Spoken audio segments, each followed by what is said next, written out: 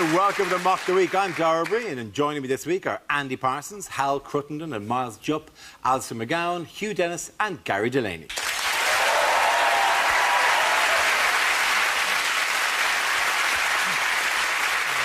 We start tonight with a round called Picture of the Week. I show the panel a topical image and ask them to tell me what's happening. So, what's going on here?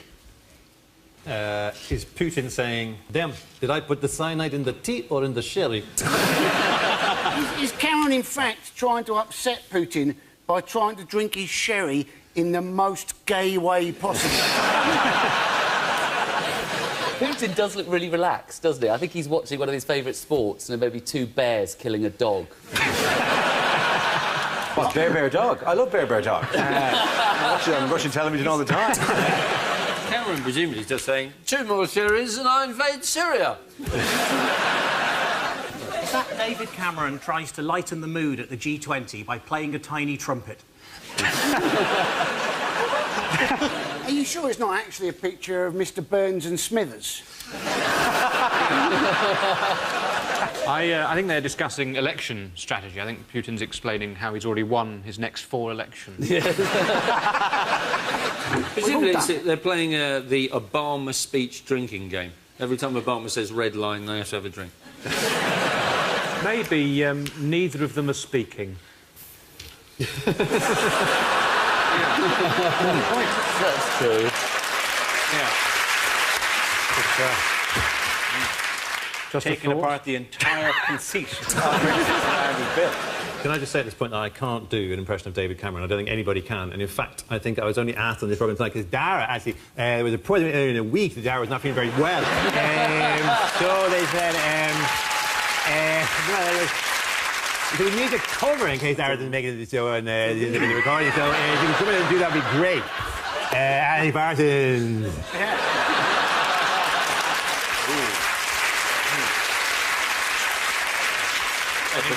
What a particularly savage Ed Byrne impersonation you're doing there. I never knew he had a love child with Louis Walsh, but they seem to be living in one giant house together, raised by Terry Wogan. Anyway, so... Don't worry, we won't let him insult you like that again. Do they have the correct answer, please? They're at the G20. They are, right? of course, at the G20. Thank you very much, Andy Parsons. Yes, Very good. Very good. This is a picture of Vladimir Putin and David Cameron at the recent G20 summit when Russia played host to world leaders in St. Petersburg. The gathering was at times deemed to be frosty, with leaders clashing over Syria. Do we think Russia were good hosts? No, I don't. I think they're great, were they? They slagged us off for being a small island. They did. And then David Cameron had to come forward and say, look, we've lots of achievements, including Shakespeare, the Beatles and One Direction. And, of course, One Direction making it big in America at the moment. And we've got to thank the Americans, because obviously the more time they spend in America, the less time they will be in the UK. I think the insult was in translation anyway, wasn't it? Because Putin actually said little country, and it wasn't about Britain, it was about Cameron, and he didn't add tree at the end. It was... He was very... They didn't feel that the G20 normally had a rap slam down session where countries would bang the others. Oh, Britain, you so small, you only got one time zone. Oh! Can you hear me, Indonesia? I think you can. Oh, I'm sorry, Britain, you don't have a tundra region. Canada knows what I'm talking about. Yeah. Also, I don't think that Britain does only have one time zone. I know Lowestoft is years behind that.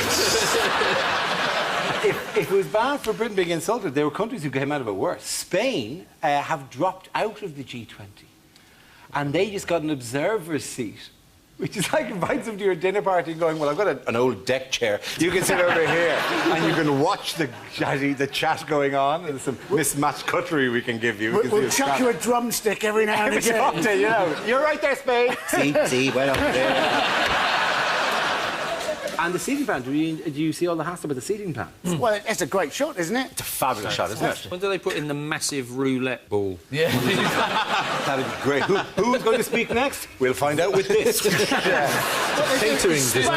Spain has to run around the outside. And when... Being chased by a bull. No. Spain has to run around there, so they have to tap somebody in the shoulder. The person has to get up and run after Spain. And if they catch Spain before Spain get into their chair, then they get to keep their place in the G20. To me, that looks like a meeting of the BBC bosses to discuss the overspending problem. Why don't we just throw a load of money into the middle and we'll wrestle for it? But there's no way into the middle that there would have been some point where somebody would have called for an aid and gone, I've dropped my pen. Get my pen. Discreetly lower themselves into the middle of the meringue. Slowly fix the pen back out again. Don't mind me. What gift, by the way? Do you know what gift Russia gave Cameron? Oh, yes, coasters. No, the ashes of Kim Philby. No. No, it might have been a tea towel. That would have been great in a tiny Ashes thing. Yeah. They could have played spying tournaments every 2 years for the Ashes of Kim Philby. Was it Bill Bryson's book, Notes from a Small Island? Oh, that would have been a zinger. Maybe you've read it. It covers your entire country in 200 pages. I think Canada knows what I'm talking about.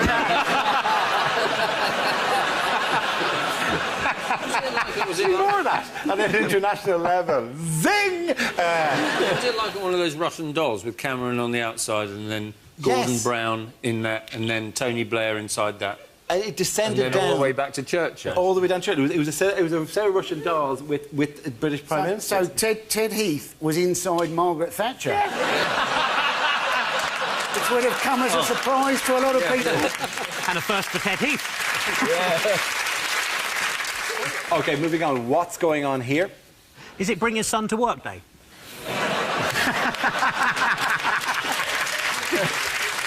If that is a corgi by the Queen's blanket, that needs a bit of grooming, doesn't it?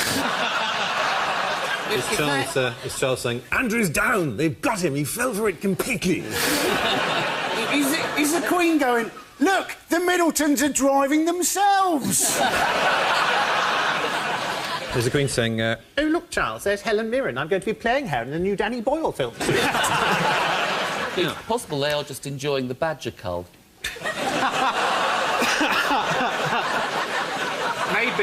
Maybe they're not speaking.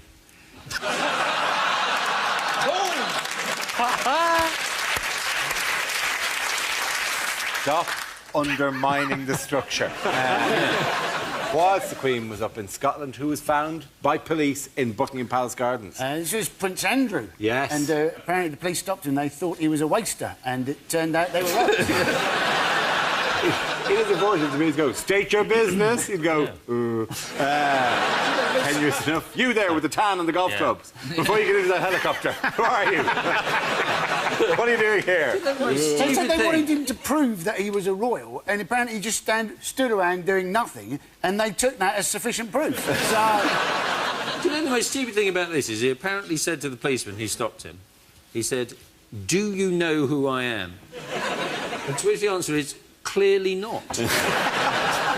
He does have that look of a man who's eaten Prince Andrew.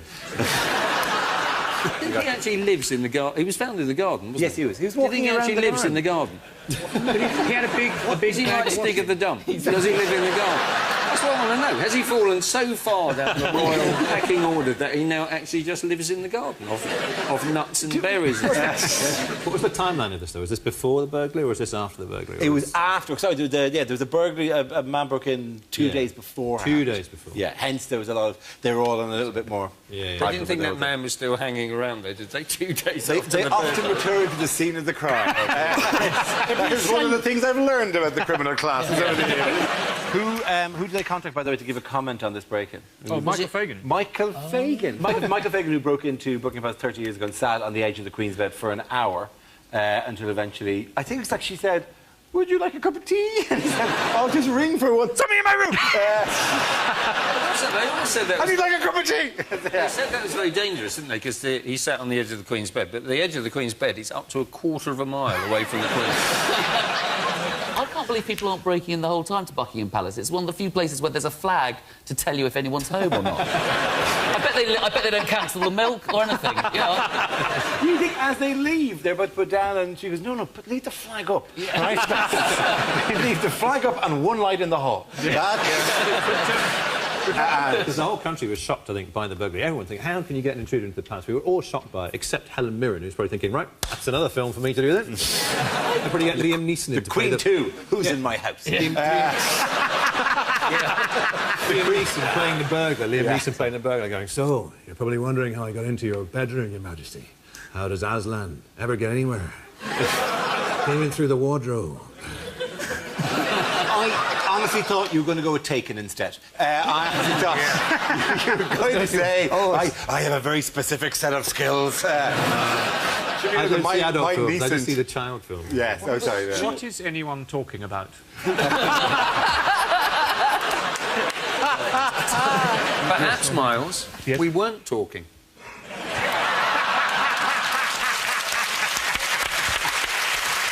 Very good. The end of that round, the points go to Miles, Hal and Andy.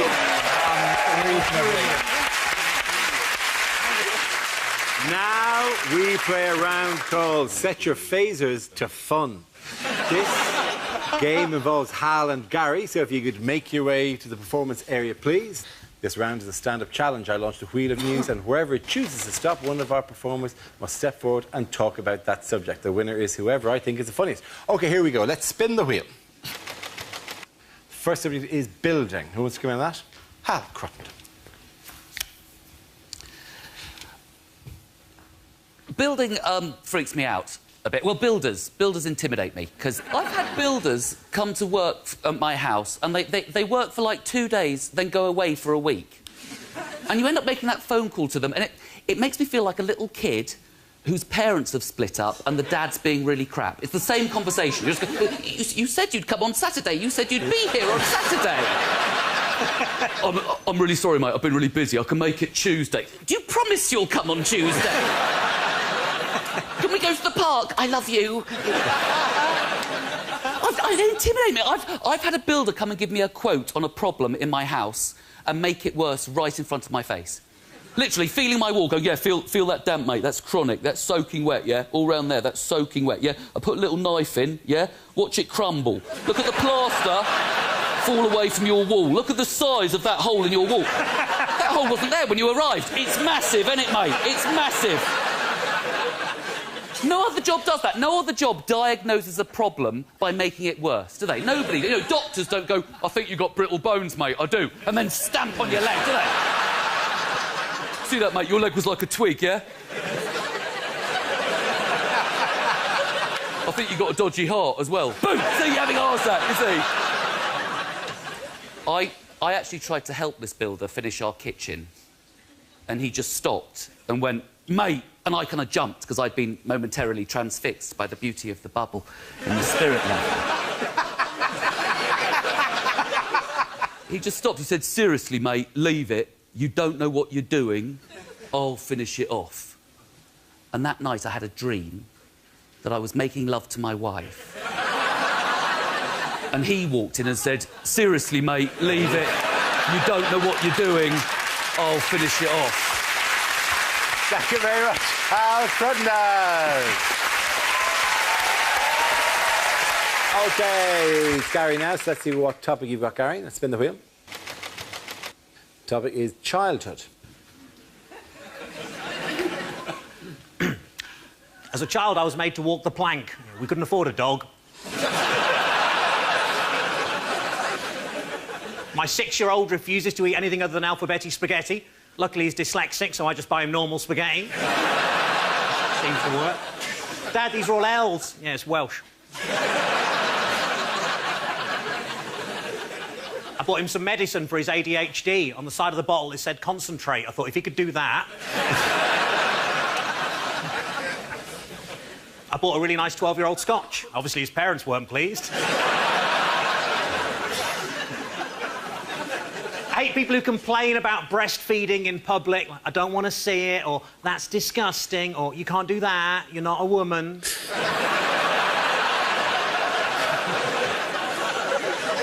And that's not a baby. As kids, we always enjoyed dipping ginger nuts into a steaming hot cup of tea, but of course nowadays that's called bullying.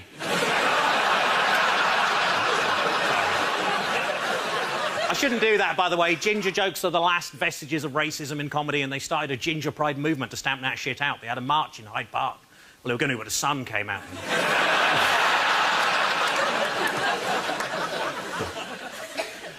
Nan always said that when she was young, she never had to worry about leaving her back door open. What a slag.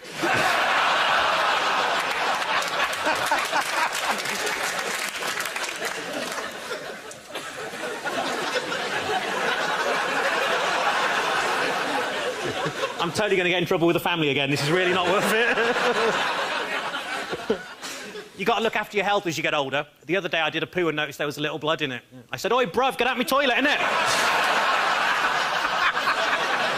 Thank you. Well done, Guy Delaney. Well done, both of you. Hoist for both of you. Come on back.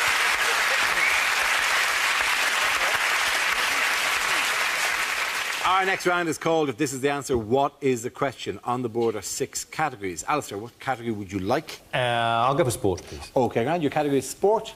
The answer is 56 years. What is the question? Well, is it Eddie Izzard's next challenge for Sport Relief? I'm going to run for 56 years without stopping. In 3 languages, we're the family of chinchillas.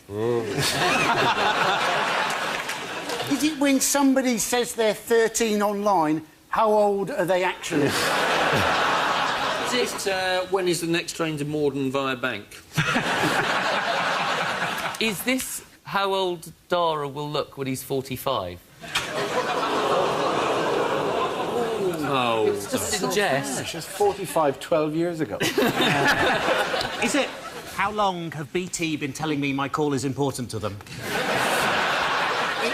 Is it what is the age difference between the male and female presenters on Sky Sports News? Is it how long is part 2 of The Hobbit? How long does 56-year Ron Sale-Woodstein last for? I don't know about you guys, but this is the age of consent for my daughters. Is it at the time of the Big Bang? How long had Bruce Forsyth already been alive? Is it how long you could travel in space with the right oxygen supply and just Dara O'Brien for company?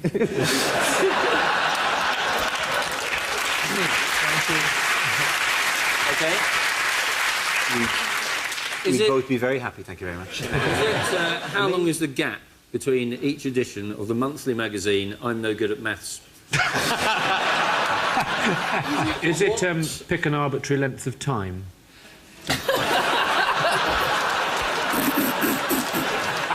Is it how much bad luck if you break a glitter ball?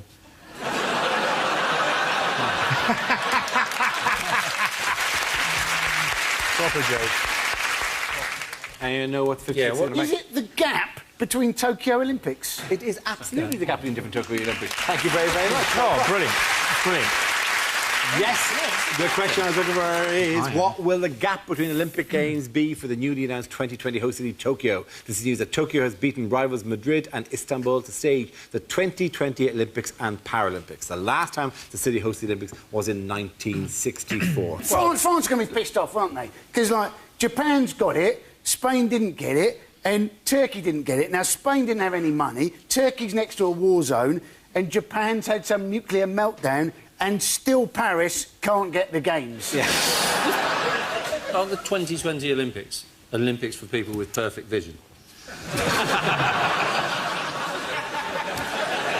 Harsh for the 2020 Paralympics blind events, if you expect that as well, honestly. I think the mascot for the 2020 Tokyo Olympics has got to be Godzilla, hasn't it? I mean, it'd be fantastic. They're all doing the sailing, and then suddenly this mascot looms out of the sea.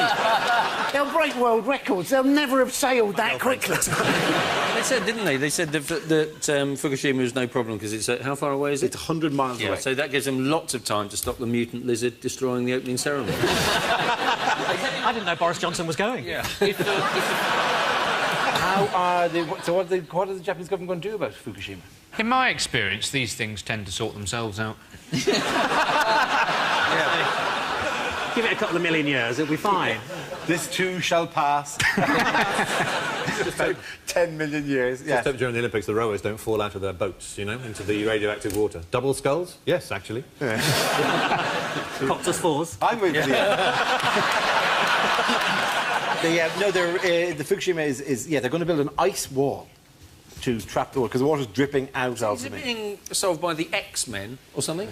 I'm not saying they're going to build it with their minds. They're actually going to have to dig with the machine and stuff. They're going to storm, make ice wall with your breath. What will the ice wall do, then? You did physics. It'll block the bad things from getting into the other place. Obviously, I've made it a little bit more comprehensible. They've actually restarted fishing off Fukushima, haven't they? And so you can now apparently get real fish fingers and a cod drumstick. So, which sports, by the way, are back in the Olympics and look like they weren't going to be in? Whaling. Yeah. You watch, they'll be right back in with that. Yeah. Kiss chase. Yeah, kiss chase is in, yeah. Hide and seek, they're doing that. Hide and seek was. Somebody actually did propose hide and seek. Iraq would win that. Yeah. Which of David Cameron's current favourite projects is coming under increasing criticism at the moment? this is the HS2, the high-speed rail link between London and Birmingham. National Audit Office have said that it is based on assumptions that don't actually tally with real life. And I'm guessing one of those assumptions is the idea that anybody wants to get to Birmingham in a hurry. But they keep talking about the spiralling costs, and I think, well, why build it as a spiral? Surely if we just built it flat. We should be proud of our rail network anyway, because the British rail network is absolutely fantastic. The British trains provide, for example, unparalleled views of the British countryside, don't they? Often without the blurring effects of velocity. But apparently it's going to cost £80 billion, £80 billion, and you're thinking surely it would be cheaper to find anybody who wants to get to Birmingham in a hurry and just buy them a house in Birmingham. For £80 billion, £80 billion, you could knock down Birmingham and rebuild it closer to London. Exactly.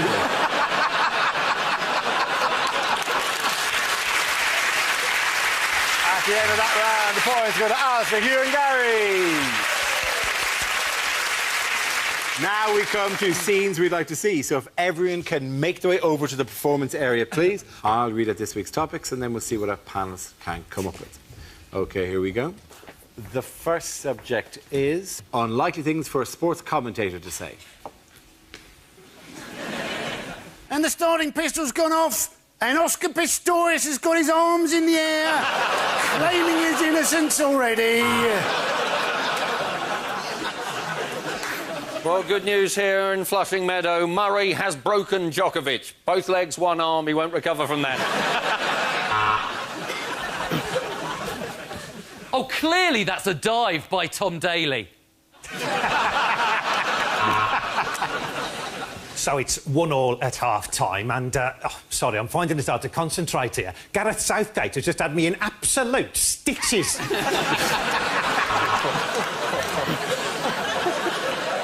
And that's an unfortunate wardrobe malfunction for the Ukrainian women shot putter there as a bollock pops out. Well, do you know, I've completely forgotten when England won the World Cup.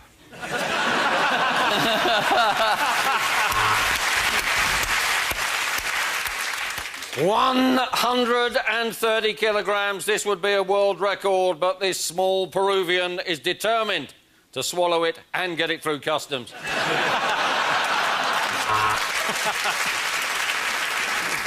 And as he approaches the corner at 200 miles an hour, they really need to check out this cyclist for drugs.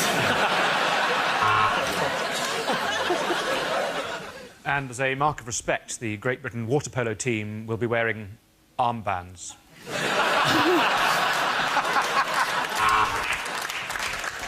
Croquet does not get better than this.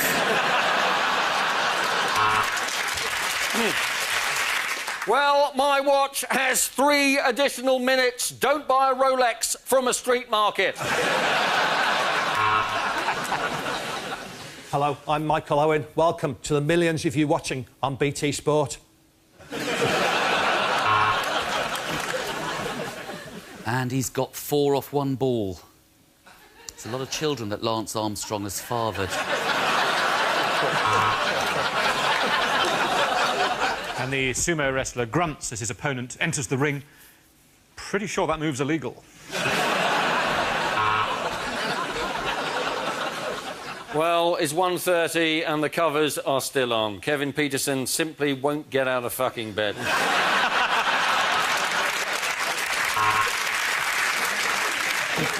And Tiger Woods is going for his 3rd hole of the afternoon. Surely by now he should have left the hotel. And welcome to the 2020 Tokyo Olympic sailing competition. Oh my God, Godzilla! Ah! OK, the next topic is... commercials that never made it to air. I wipe my ass with Colgate.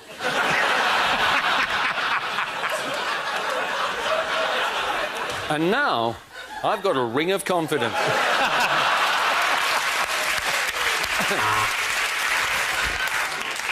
If it tastes like butter and spreads straight from the fridge, you've probably had a power cut.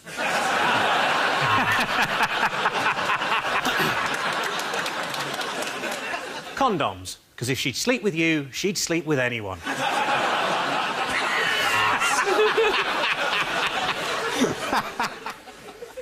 Ryanair. Because I'm worth shit.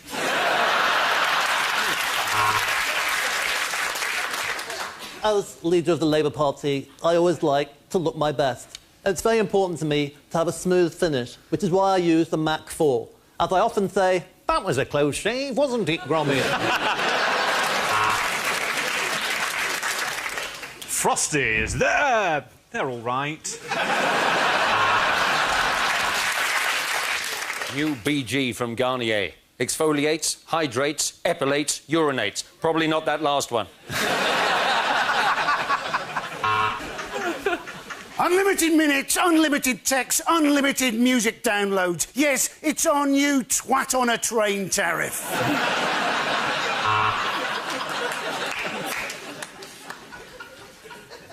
Have a break. Have a wank.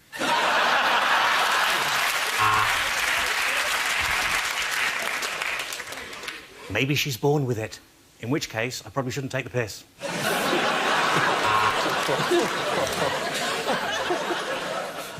Bekele has to walk for 5 miles every day for fresh water. That's why she ought to be thinking about the new Mazda.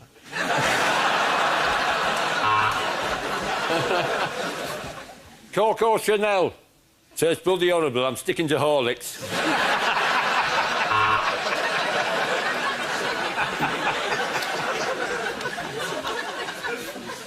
Lidl. Because life didn't work out as you planned.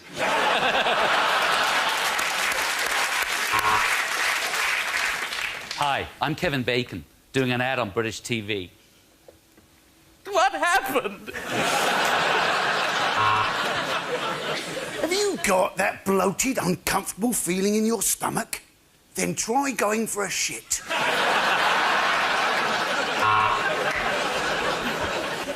The DFS furniture sale is not currently on.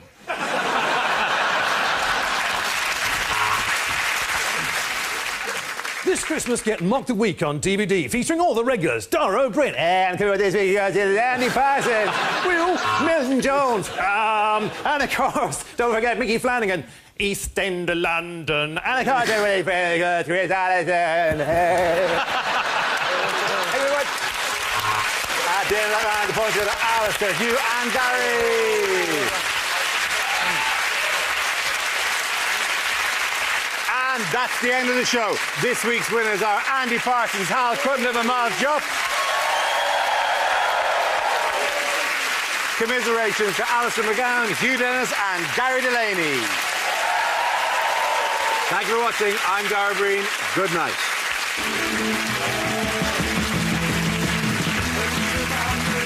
More comedy tomorrow night here on BBC Two. Noel Fielding and Ross Noble bring their own surrealist trains of thought to QI at 10.